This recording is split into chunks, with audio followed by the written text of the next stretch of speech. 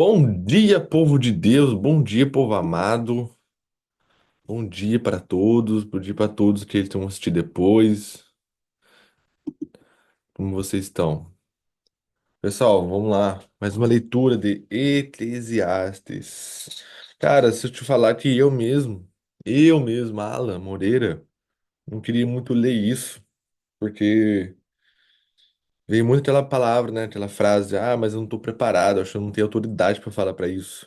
Até então, quando as pessoas falaram que ia ler, botaram lá o nome na lista. Ó, quem que vai ler, vai ser assim, assim, assado. Coloque o nome na lista, quem se interessa a ler. Eu demorei muito para colocar meu nome. Eu tava esperando as pessoas completar tudo e eu vou falar, e depois eu falar, que pena, não deu para eu ler, não deu para eu pegar um versículo. Mas todo dia antes de completar a lista, ficava uma vozinha na cabeça. Eclesiastes, Eclesiastes, coloca seu nome. Eu falava, Deus, não dá. Não tenho, não dá, Deus, não dá, eu não tenho autoridade, mas coloca seu nome, seu nome. Aí, feio. Aí quando eu não fui escolher um do Eclesiastes que eu conhecia, era o número Cleis. Até então foi o que o Eclesiastes leu, né? Cada coisa tem seu tempo, tempo de ver, tempo de morrer. E não conhecia os outros. Aí tinha sobrado só o 5 e o 12. Daí eu fui. Falei assim, então me dá o 5. Porque quando eu li o 5 foi o que mais eu tive um pouco mais conhecimento, né? Que um pouco mais me chamou a atenção. Tocou mais no meu coração. Mas vamos lá.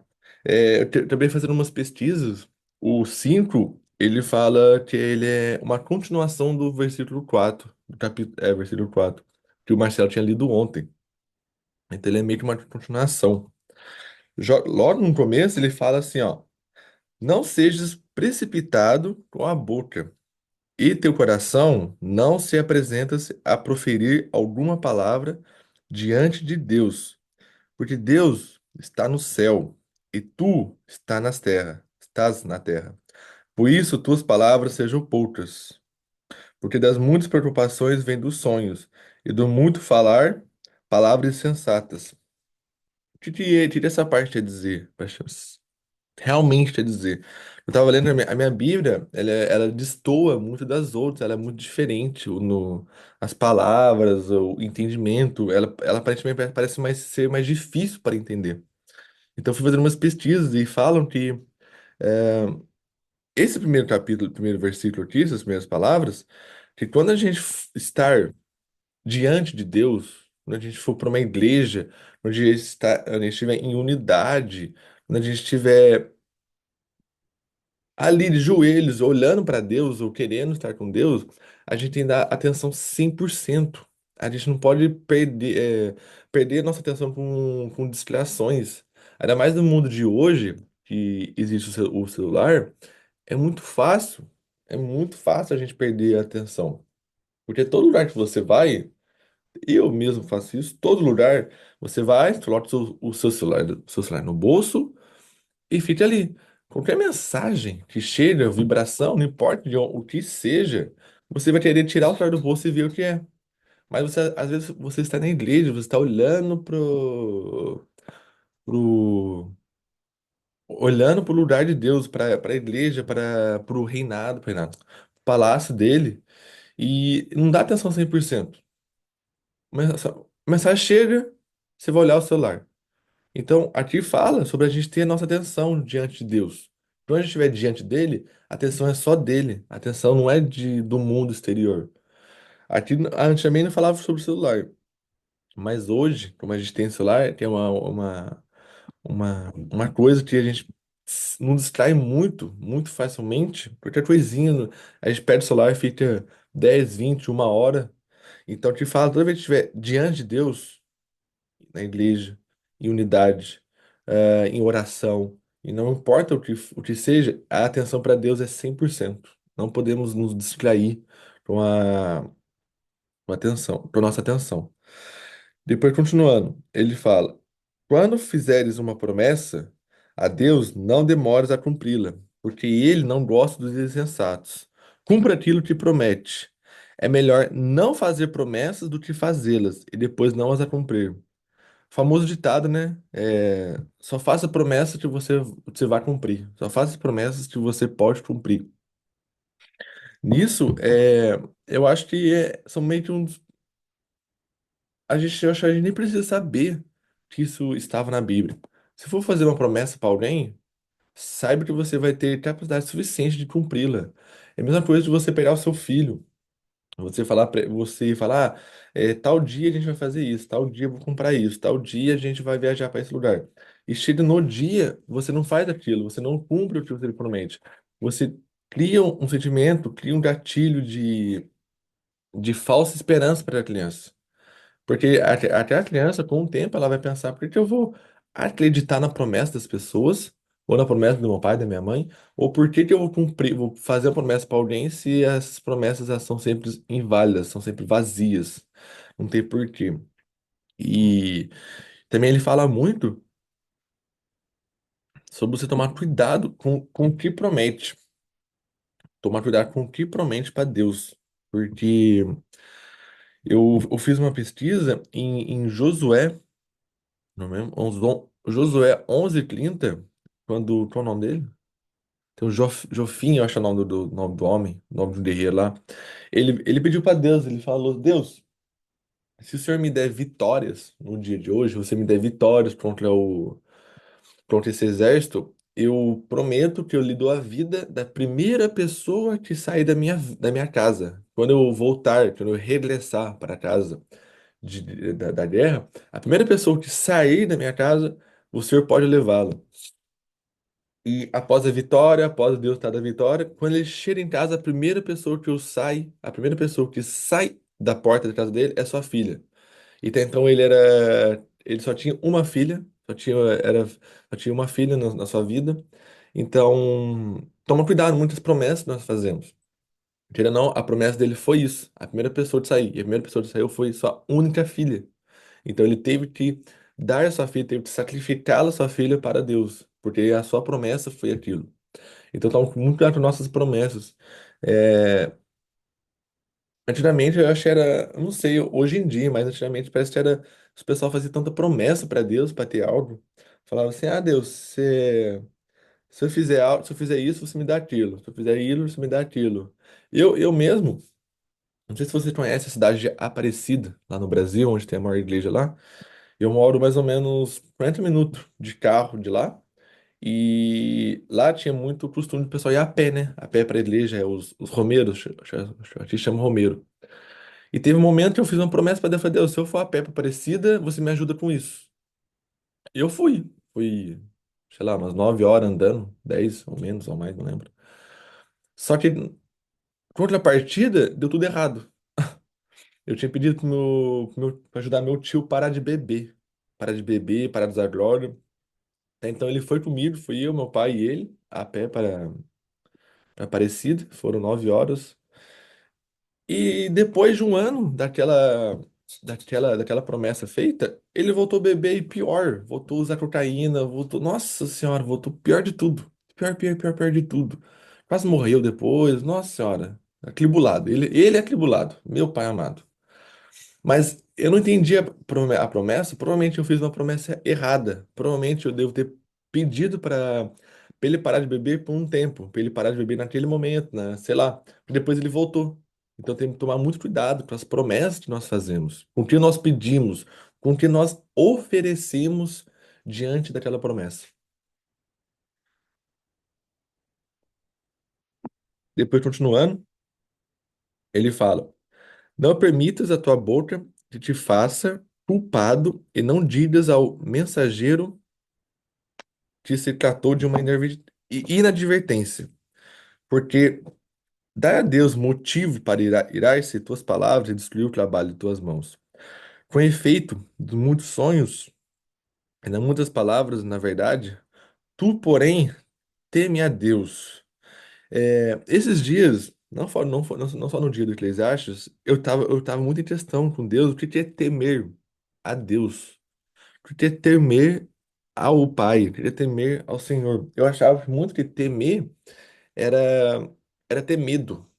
Temer era ter medo, era não gostar, ter um sentimento ruim por algo, por uma pessoa ou por um espírito. E depois de minhas pesquisas eu vi que não, que temer. Temer é ter respeito, respeito pela pessoa. E o respeito ele não é dado somente em frente a uma pessoa, porque quando ela vira as costas, você vira a outra. Eu dou um exemplo que aconteceu comigo terça-feira lá no meu trabalho. É, na verdade, tinha acontecido antes e a coisa voltou a acontecer terça-feira por minha culpa. No final do trabalho, geralmente eu tinha costume de pegar a lavete, o pano que a gente usa para limpar lá, e limpar o meu sapato, para poder ir embora com o sapato limpo.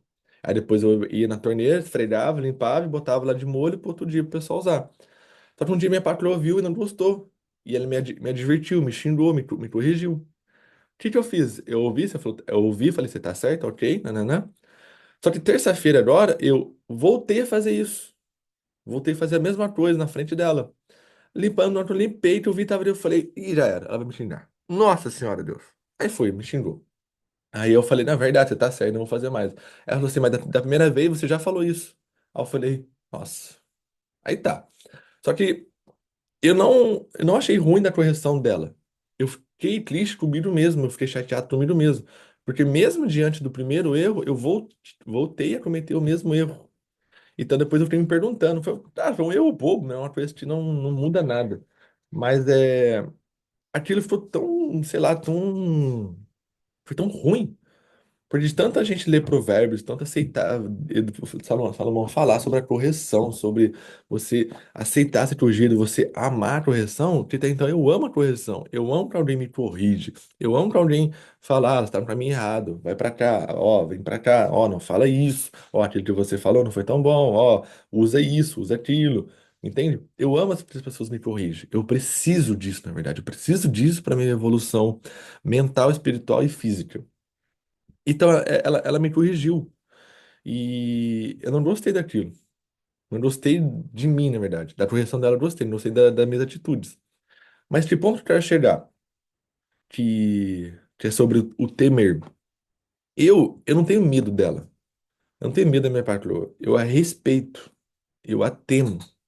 Porque se eu não a respeitasse, se eu não a temesse, aquela coisa, aquela atitude errada que eu fazia, eu não ia fazer na frente dela. Eu ia esperar ela virar as costas, ou não estar lá em outro dia, e fizer aquilo. E fazia aquilo, perdão. Então, o que eu tenho por ela, eu tenho temor. Não é temor, eu acho que falo. Tá errado a palavra. Mas então, eu temo ela, eu a respeito. Então, tudo que eu faço na minha vida, eu faço na frente dela. Porque eu não tenho medo da correção dela. Eu respeito, então tudo eu vou fazer na frente. É a mesma coisa com Deus. A gente, a gente não, perante a Deus, diante a Deus, logo, Deus tem olhos em todos os lugares. Mas na igreja, as pessoas falam, eu respeito a Deus, eu amo a Deus. Tá lá orando, nananana. Mas quando a pessoa sai da igreja, vira a esquina, chuta um cachorro, xinga alguém, fala mal de alguém, fala fofoca, entende? Então a pessoa, ela não teme, ela não respeita, ela só tem medo. E na Bíblia fala pra gente não ter medo de Deus. Não é pra ter medo, é pra temer, é pra o respeitar. É igual aos nossos pais. A gente tem, algumas pessoas às vezes nossos pais nos xingavam, não come desse jeito, come, vai comer na mesa, põe camiseta, põe isso, põe aquilo. E anos depois, às vezes a pessoa não tá mais com o pai, às vezes o pai já faleceu ou não mora na mesma casa. As pessoas estão lá sem camiseta, antes da hora do almoço. Aí na hora que vai almoçar, a pessoa vai e bota a camiseta. Me fala assim, mas por que você colocou a camiseta? Você está na sua casa. Aí ele fala que meu pai, quando eu tava com meu pai não gostava que eu colocasse camiseta, comesse sem camiseta. Então isso significava um mau respeito a ele. Então, mesmo se ele não tiver aqui, não tiver na minha presença, na nossa presença, eu ainda vou respeitá-lo. O meu respeito não é somente em frente. O meu respeito, ele é eterno. Então, o respeito sempre vai existir em mim. Mesmo o meu pai estando aqui ou não, eu vou sempre comer com camiseta na hora do almoço, porque é um respeito a ele. Então, tudo isso é o temor, é temer a Deus, não é ter medo dele. Essa apenas é o respeitá-lo. E depois, se vês na região a opressão dos pobres e a negação do direito e da justiça. Não te admires porque uma autoridade a uma outra superior. que é vigia, e sobre elas uma outra ainda mais alta. Essa parte é muito sobre a colheita, o plantio e a colheita. Tudo que a gente plantar, a gente vai colher. O plantio, ele não é obrigatório, mas a colheita, ela é obrigatória. Se você plantar nada, você vai colher nada. Mas aqui fala sobre o quê? Tá, fala sobre as pessoas que levam o mal para as outras. As pessoas cacete, cara. Eu tô dormindo ainda. Que propõem o mal, o proporcional, que traz o mal o tempo todo, que são pessoas que fazem mal para pessoas que moram na rua, são pessoas que entram em guerra o tempo todo. Esse tipo de pessoas, elas estão aqui. Só que outras de fora, quando ele fala, o pessoal tava olhando, olhando esse pessoal e perguntando por que esse pessoal não tá colhendo, tá plantando? Por que esse pessoal todo que tá fazendo mal, por que ele ainda não tem o mal com ele mesmo? Se tudo que a gente planta, a gente colhe. É, porque às vezes a gente pergunta, né, nossa, aquela pessoa ela só faz o mal, ela só propaga o mal, ela vive o mal, mas ela não tá pagando aquilo. Ela tá muito bem, ela tá bem mentalmente, não mentalmente não, mas tá bem fisicamente, financeiramente, é dona de riqueza, de bens. Por que que ela não, por que ela não tá passando tudo isso? E eu tô aqui fazendo bem, tô sofrendo 20 vezes pior. Aqui fala que para você não admirar isso, não olhar para isso, não se preocupar com isso. Porque para aqueles superiores, para aquelas pessoas, ele tem um superior. E para o superior sempre tem algo maior, algo muito mais maior nem existe, algo muito maior. E seria Deus. Então ele fala: não te admires, porque sobre uma autoridade, outra superior que a vigia, e sobre elas outra ainda mais alta, que é sobre que estamos a falar de Deus. E então é sobre isso, para a gente não se preocupar com a vida alheia. Se a pessoa vai sofrer algo ou não. Isso aí a vida vai dizer, a lei da semeadura que vai dizer. Depois fala, sobre todos os aspectos é proveitoso para os pais que se ocupa dos campos. Quem ama o dinheiro jamais se sacia de dinheiro. E quem ama a riqueza não tira proveito dela. Também isto é vaidade. Cara, as riquezas. O que é ser rico para você? O que é ser rico? Rico é você ter muito dinheiro, é você ter muito carro. Talvez não. Talvez para outra pessoa ser rico é ter uma família, ter filhos, ter uma esposa, ter uma mulher ideal. Talvez ser rico é o cara viver sozinho no campo, em paz com seus animais. A riqueza, para mim, eu vejo a riqueza individual. Cada um tem a sua. A gente pode falar assim que ter muito dinheiro é prosperidade, bens, é ser a pessoa próspera, mas a riqueza em si, ela para mim ela é individual. Cada um tem a sua, cada um vê a vida de uma forma. Eu conheci muitas pessoas de roça, ou não só pessoas de roça, mas pessoas no meu dia a dia que falavam: "Não, para mim eu já sou rico". O meu ex-sogro, ele falava isso. Ele ganhava 2.500 reais mais ou menos de aposentadoria lá no Brasil. Tinha seus 3 filhos e sua esposa e morava com ele, morava bem, né? Bem, entre as 2.500 no Brasil, bem. Sobrevivia.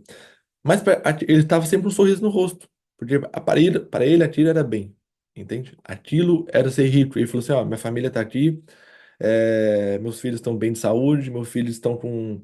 Cada um conheceu uma pessoa bem na sua vida, cada um está encaminhando bem, então, cara, eu sou rico. Ele fala que eu sou rico. Ele falava isso. Mas. É... Como eu falei, a riqueza é individual. Na minha opinião, a riqueza é individual. Meu avô era a mesma coisa. Meu avô também recebia muito menos, mas tava sempre com um sorriso no rosto. Tava sempre. Porque para ele sempre teve um bom coração. Acho que, eu acho que é em Provérbios que fala, guarda o teu coração. Eu acho que é isso, não me engano. Se eu tiver errado, me perdoa.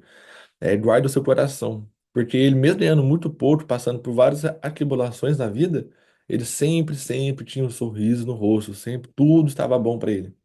E eu aprendi muita coisa com ele, do meu avô. É, de sempre tudo tá bom, sabe? Mesmo tendo um problema, mesmo alguém te tratando mal, mesmo uma coisa dando errado, cara, abre um sorriso no rosto e vive a vida.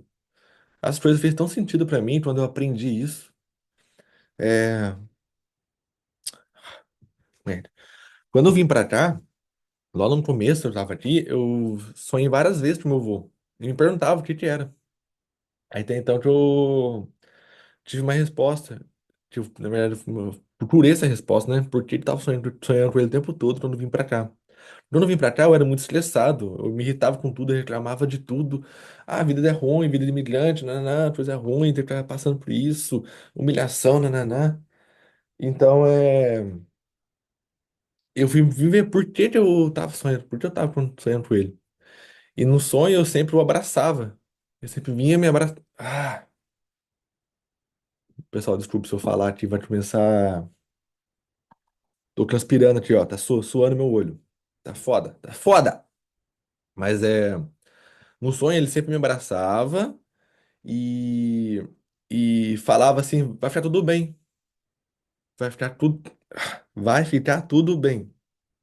E aí depois que eu fui entender, que eu fui até conversar com a minha mãe sobre isso. Ah, tá bom, consegui. E aí minha mãe falou: talvez o seu vô quer que você seja um pouco como ele. Talvez seu vô quer que você pense da forma que ele pensa. Oh, caramba. Da forma que ele vive. Aí depois que eu fui ver, entender como ele vivia, tudo era bom pra ele. Ele sempre guardou o coração. Sempre as pessoas o fazendo mal, sempre as pessoas o tratando mal, sempre ele vivendo uma vida, né, querendo ou não, ruim, é, na questão de dinheiro, ele sempre tava bem, sempre tinha um sorriso no rosto. Sempre, sempre, sempre. Às vezes só comendo o seu macarrão com frango cozido lá em casa, ele sempre tava bem, sempre tava com um sorriso no rosto. Então eu aprendi isso com ele. Então hoje aqui eu vivo minha vida assim. Eu não ligo, cara. Eu vivo minha vida muito tranquilo. Ah, atrasou, furou o pneu do carro. Cara, dá um sorriso. Podia ser pior, podia furar, você cair. Ah, atrasou, o ônibus não veio. Dá um sorriso, vem o próximo. Ah, você vai no restaurante, vai comer, vê seu prato errado. Ah, vem um cabelo, nossa. Tudo bem, cara, dá um sorriso, fala, por favor, Cloque, faz uma piada, brinca com aquilo. Entende? Leva a vida com mais jeito. Isso eu aprendi, cara, minha vida ficou tão mais em paz. E depois disso, minha vida aqui na França ficou muito mais em paz. Os problemas diários foram existindo, mas eu fiquei muito mais em paz comigo. Ficava muito. Vou parar de falar que eu tá transpirando aqui no meu olho aqui, ó. Porra, tô suando. Suando, nossa, tá calor aqui. Meu pai amado.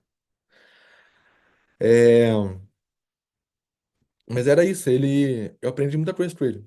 Então minha vida ficou muito melhor, muito, muito melhor. Só falava, tudo bem, tá tudo bem, tá tudo bem. Merda. Enfim, continuando. No 11. 12, pessoal, perdão, é quando fala de família. Nossa, boa. Tudo bem, Ala, a gente entende isso. Todo mundo entende e a gente passa por isso também. Chora, irmão, é pra chorar mesmo. É a nossa vida.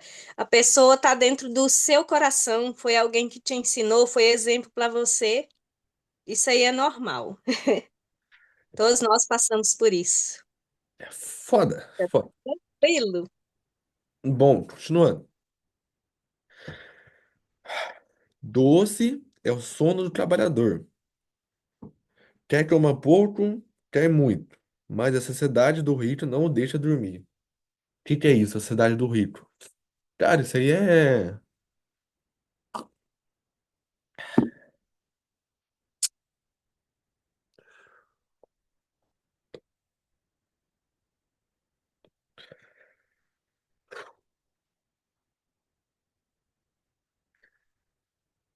O que é isso?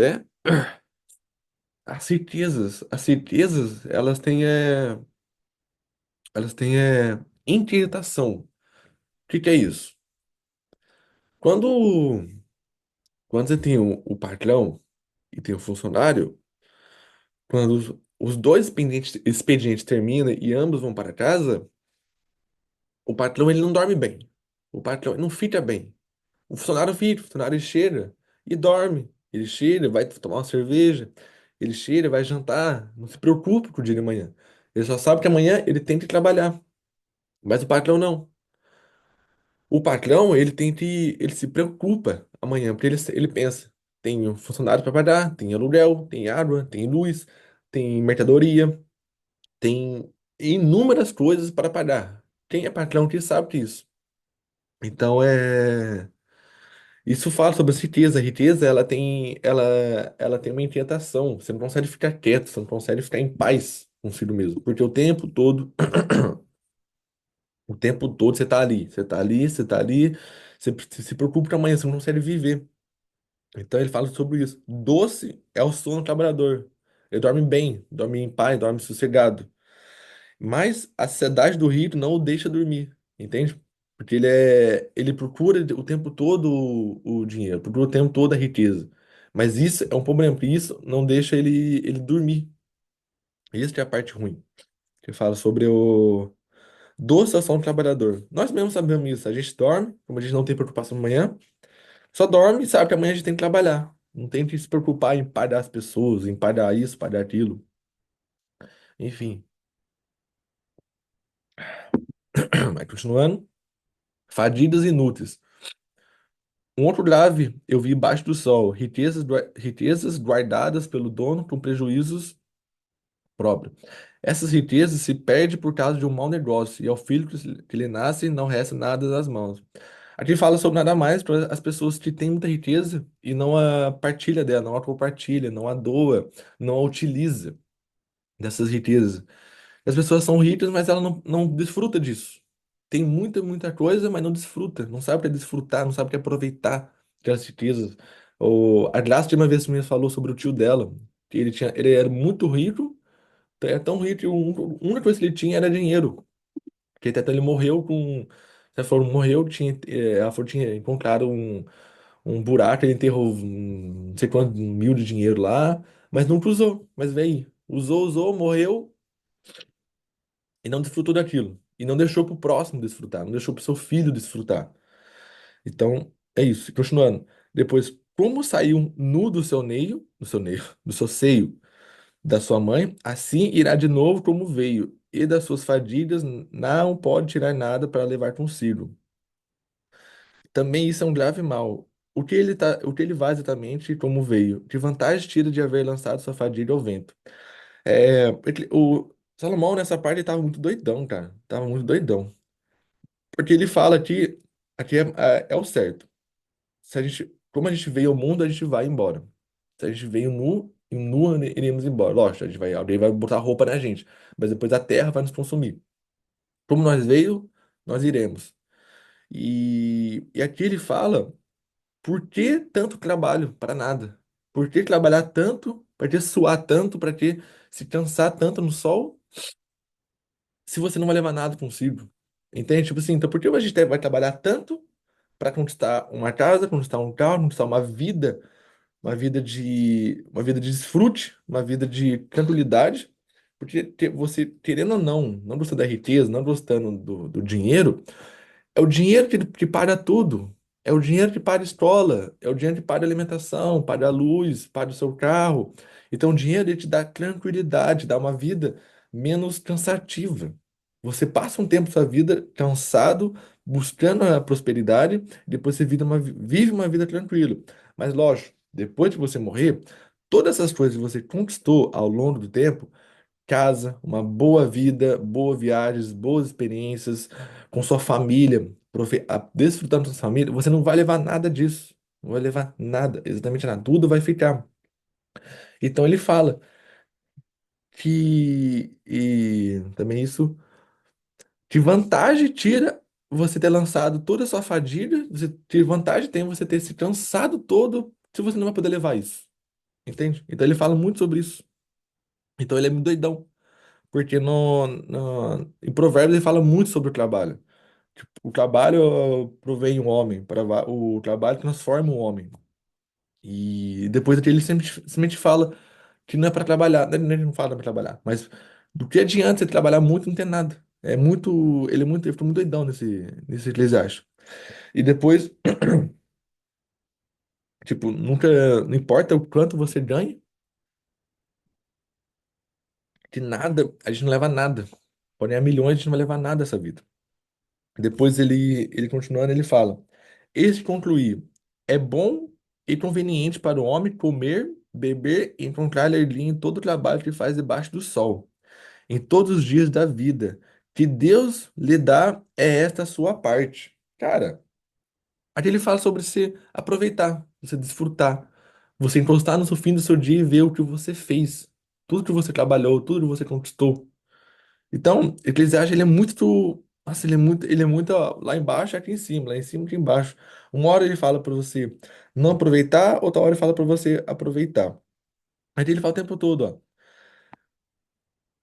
Para o homem é conveniente para o homem comer, beber e encontrar alegria em todo o trabalho que fez debaixo do sol. Ele fala, cara, para você aproveitar tudo. Ele fala também para você ter que tomar cuidado, para você não ficar na escuridão, não aproveitar a vida. Porque em Provérbios mesmo, a gente tem lá, que fala sobre os amigos, que você não pode viver sozinho, sua vida não é sozinho. Então ele fala muito para você tomar cuidado, para você aproveitar a vida, você desfrutar, que a vida não é só trabalho, a vida não é só adquirir riqueza, não é só prosperar. A Bíblia fala sim sobre prosperar, mas a melhor parte é sobre desfrutar da vida, é, é não viver numa vida na escuridão, né? Você tá com bem, está rico, mas não tá desfrutando daquilo. Entende? Então, às vezes, igual a gente falou ontem, você não precisa ser rico para desfrutar. Você não precisa gastar milhões num restaurante para poder desfrutar. Desfrutar. O desfrute, às vezes, é. Lembra quem me falou? Acho que foi a Graça que falou. O desfrute é você sair para caminhar na rua, caminhar no parque, ver as obras de Deus, tá vendo? Às vezes, isso é um desfrute. É um pequeno momento do seu dia, é um desfrute. Entende? Eu comecei a aprender a fazer isso agora, de uns dias pra cá. Desfrutar de pequenos momentos na minha vida. Talvez não vou ter mais aqueles momentos. Ontem eu fui fazer uma degustação de café. Fui fazer um pequeno curso de barista. Eu pensei duas vezes antes de ir, porque eu ficava falando, nossa, mas se eu for, não vou ter tempo pra isso, não vou ter tempo pra estudar. Não, não, não, não. Mas eu falei, cara, só vai. Véi, foi tão bom. Nossa, eu meio que desliguei um pouco do mundo. Provei vários cafés, cara. Eu amo café. E amo todos os tipos de café. Foi tão bom. Mas então, eu aproveitei o momento, eu desfrutei daquele momento. Um momento tão bom. Depois, finalizando.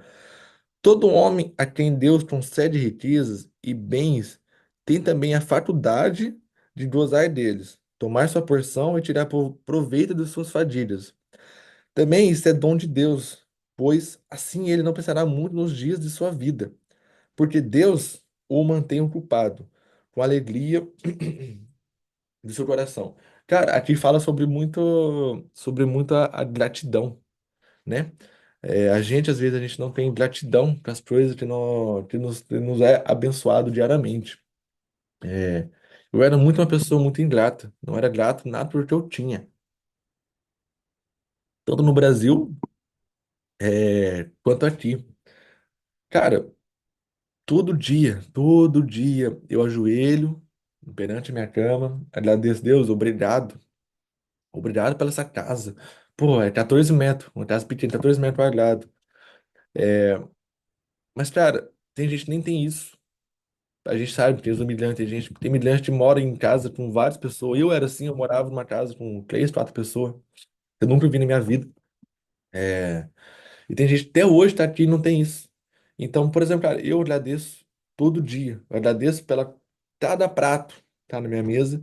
Agradeço pelo trabalho que eu tenho no restaurante, mesmo que seja ruim ou não, eu agradeço por tudo. Agradeço por todos os problemas que eu tenho, porque são eles que vão me fazer crescer. Agradeço por um treino na academia, agradeço uma corrida, agradeço por tudo.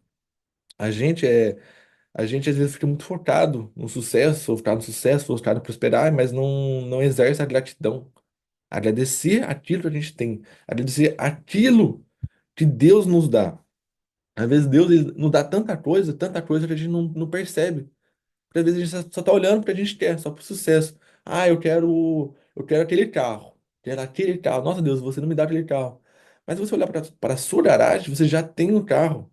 Você já tem um carro que exerce as suas funções. Você já tem um carro que te o ajuda no seu dia a dia. Agora pensa você sem esse carro.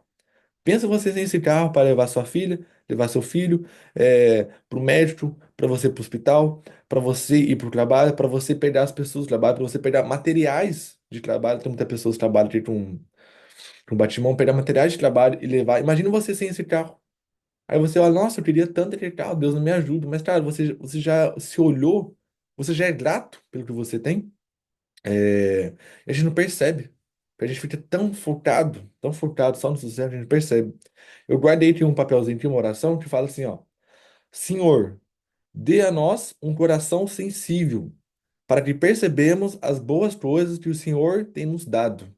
Para perceber que Ele tem nos dado, oferecido diariamente. E a gente nunca vê. É, Duas pessoas da Bíblia que Deus usou no seu cotidiano, com coisas que ele deu no cotidiano, foi Moisés e Davi. Moisés, com seu bastão, o mesmo bastão que ele usava para tocar as ovelhas, foi o mesmo bastão que ele usou para libertar o povo de Israel do Egito. Entende? Então, uma coisa que é do cotidiano. Davi. Davi, o mesmo estilingue, é outro nome que fala na Bíblia, é Funda, acho que é Funda, não lembro. O mesmo material estilingue que ele usava para tocar as ovelhas. Acho que Hã? é Alford que fala, né? Se não me Ah, eu não engano. lembro. Era uma coisa que ele usava Alford. para tocar as ovelhas, para tocar os lobos, alguma coisa assim. Ele foi a mesma coisa que ele usou com as suas perninhas para derrubar o gigante. Então foi algo que ele usou do seu cotidiano. Ele usou algo do cotidiano de Moisés, do dia a dia de Davi, entende? Então, às vezes Deus, ele vai usar coisas do nosso cotidiano, coisas que a gente já tem para poder nos ajudar a prosperar em nossas vidas. Só que a gente não é grato por isso. A gente tem que ser grato por todas as coisas que a gente tem. Então, ele fala muito sobre isso. Ele fala para você desfrutar do que você já tem, para você ser grato do que você já tem. A partir do momento que você é grato, a partir do momento que você é grato por tudo, você não vai ter tempo para pensar em outras coisas. Você já vai agradecer tudo que você tem. E quanto mais você agradece, quanto mais a gente tem gratidão, mais Deus nos dá. Então, eu acho que é isso. Acho que eu falei muito hoje. Acho que é isso. Pessoal, terminei. É isso. Desculpa por ter chorado. Chorar não, ó. Chorei não, ó. Foi suor hétero. Suor hétero aqui, ó.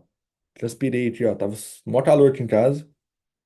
Mas é isso. Obrigado por assistir até agora. É nóis. Quem quiser falar algo, comentar sobre algo, os áudios estão abertos. Cara, vou falar só uma coisa aqui rapidinho. Foi top aí o seu exemplo, você ter falado do seu avô, isso aí significa muito. Cara, para você ver como o Provérbios, quando o Salomão fala de Provérbios, ele tá cheio de Deus. Ele tá ali, ele é o verdadeiro transbordo de Deus, né? Pô, ele tá feliz, ele desfruta, ele ensina, ele faz tudo, porque ele tá cheio de Deus. Agora, em Eclesiastes, ele já tá vazio. Ele já não tem mais Deus com ele. Então a vida para ele sem Deus já não faz mais sentido. Entendeu? Já não faz mais sentido. Sim, A gente sem Deus, a vida fica pesada, não faz mais sentido. A gente não quer mais desfrutar, a gente não quer mais saber de amigos, a gente não quer mais riqueza, não quer nada. Por quê? A nossa vida tá vazia, tá sem eles, entendeu? Para nos completar. É isso. É só exatamente. essa reflexão que eu queria falar. Muito bom testemunho. Eu acredito assim que Salomão ele quer ensinar para nós, isso eu entendi, né? Que a gente pode ter todas as coisas, pode ter tudo. A gente pode ter tudo para trabalhar, tá. Isso foi o que eu entendi, né? E nada disso vale a pena. Nada vale a pena se eu não tiver Deus também. Nada, nada, nada. Você pode ter tudo, fazer isso, fazer aquilo outro, e adquirir muitas riquezas e não ter paz, igual tem muitas pessoas que têm tudo, têm muitas riquezas, são pessoas grandes, no entanto, elas se suicidam, Falar Porque isso existe dentro dela um vazio. E esse vazio, quem preenche é só Deus. Então, e Salomão, ele chegou no final da vida dele, concluiu que ele podia, ele tinha tudo, mas ele refletiu que isso tudo era vaidade. Tudo era vaidade, que nada disso levou ele para lugar nenhum. Ele não fala aí que ele, acho que eu não lembro dele ter falado aí que no final Deus é que é tudo, mas Deus leva a gente a concluir isso, que pode ter tudo, mas se não Deus não tiver tem o meu nada. coração em Deus, nada, né? Não resolve nada. Exatamente.